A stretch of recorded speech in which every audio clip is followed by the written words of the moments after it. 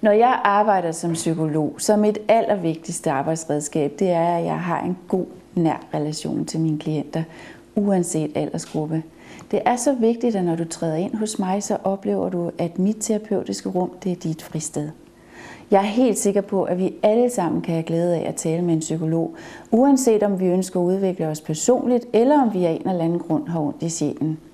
Alle mennesker bærer på spændende, interessante livshistorier, der giver rigtig god mening, når man holder dem op imod, hvilke udfordringer du eventuelt ønsker at arbejde med.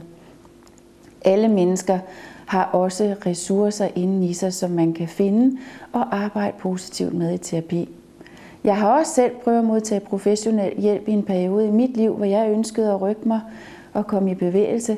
Derfor så er jeg også godt klar over, at den første gang, du taler med mig, kan det kræve mod af dig, men jeg er også klar over, hvilke gode personlige gevinster det kan give.